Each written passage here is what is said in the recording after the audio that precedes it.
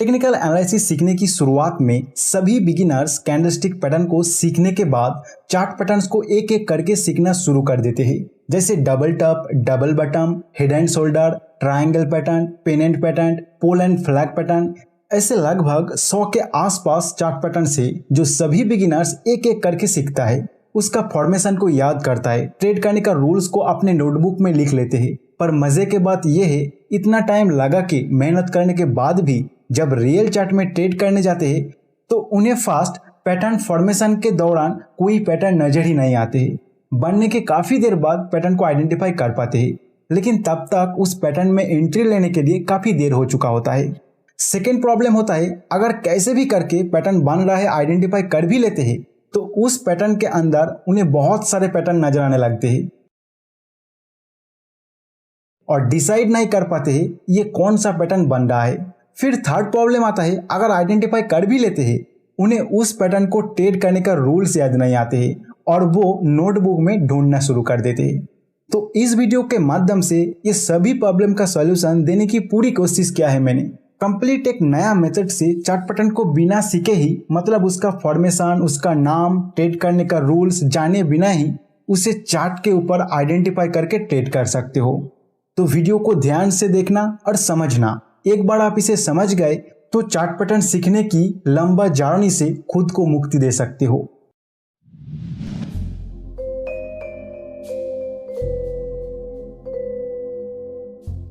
तो देखिए, कोई भी चार्ट पैटर्न बनता है कुछ कैंडल्स को एक साथ मिला के, और कैंडल बनता है प्राइस एक्शन से। अभी समझिए, जब भी कुछ कैंडल्स चार्ट के ऊपर इस तरीके से फॉर्मेशन होता है कि उसका फॉर्मेशन से हमें आगे आने वाले टाइम में प्राइस कहाँ जा सकता है उसका एक अंदाजा लग जाते हैं, तो उस फॉर्मेशन का बनने का शेप के हिसाब से इसका अलग अलग पैटर्न्स का नाम दे दिया गया। तो यहाँ बेसिकली कैंडलस्टिक के हेल्प से चार्ट पैटर्न को आइडेंटिफाई किया जा रहा है। तो यहाँ हमें क्लियर हो रहा है कि पैटर्न्स बनता है कैंडल से और कैंडल्स बनता है प्राइस एक्शन से। तो हम इस चार्ट पैटर्न का कंसेप्ट को हमारे सीखने का जर्नी से निकाल देंगे और डायरेक्ट हम प्राइस एक्शन से ही जानेंगे कि यहाँ जो कैंडल्स का फॉर्मेशन हुआ है इससे आगे आने वाले प्राइस में क्या हो सकता है। और आगे में जो भी आपको बताऊंगा, अगर आप उस तरह चार्ट को देखने लग जाओगे तो मैं यकीन के साथ कह रहा हूँ, चार्ट रीडिंग का नॉलेज आपका नेक्स्ट लेवल तक पहुंच जाएगा।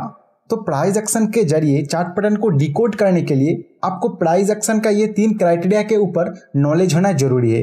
First, trending move, second, retracement move and third, swing points. तो एक एक करके ये तीनों का कंसेप्ट पहले क्लियर कर लेते हैं।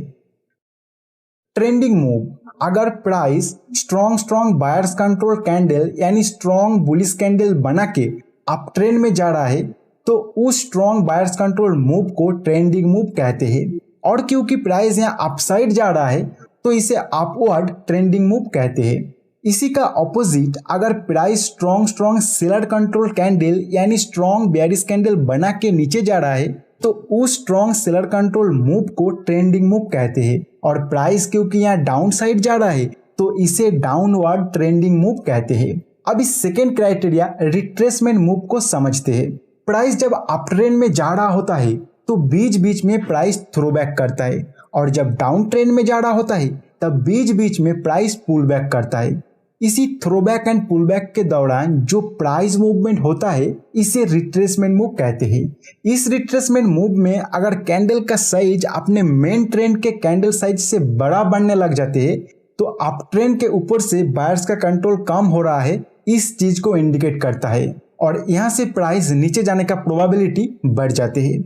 एंड डाउन ट्रेंड के ऊपर से सेलर्स का कंट्रोल कम हो रहा है, इस चीज को इंडिकेट करता है और प्राइस यहाँ से ऊपर जाने का प्रोबेबिलिटी बढ़ जाते हैं। Third criteria, swing points. Swing points price का स्विंग हाई और स्विंग लो को कहते हैं। स्विंग हाई और स्विंग लो चार्ट का उस प्राइस एरिया को इंडिकेट करता है जहां से प्राइस रिवर्स होता है। अगर swing high and swing low लगातार ऊपर की ओर मूव कर रहा है तो उसे अप ट्रेंड कहा जाता है। इस दौरान प्राइस के ऊपर बायर्स का कंट्रोल होता है। अगर swing high and swing low लगातार नीचे की ओर मूव कर रहा है तो उसे डाउन ट्रेंड कहा जाता है। इस दौरान प्राइस के ऊपर सेलर का कंट्रोल होता है। अगर स्विंग हाई और स्विंग लो रैंडम क्रिएट होता है, मतलब ना तो प्राइस का मूव ऊपर की तरफ जा पाता है ना ही नीचे की तरफ, इस प्राइस एक्शन को रेंज मार्केट कहा जाता है।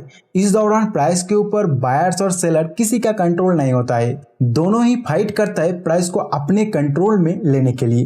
तो अभी इस सिचुएशन में आशा करता हूँ प्राइस एक्शन का ये तीनों क्राइटेरिया का कंसेप्ट आपको क्लियर हो चुका है। अभी आप कह सकते हो चार्ट पैटर्न रीड करने के लिए ये सब क्राइटेरिया जान के क्या होगा, तो उसी को आगे मैं आपको दिखाने जा रहा हूँ। आपके सामने ये ऑरो फार्मा का 1 डे टाइम फ्रेम का चार्ट है और ये लेटेस्ट कैंडल का डेट है 20 जून 2022। अब देख सकते हो यहाँ लगातार swing points high and swing points low down trend में जा रहा है, मतलब प्राइस के ऊपर सेलर का कंट्रोल है।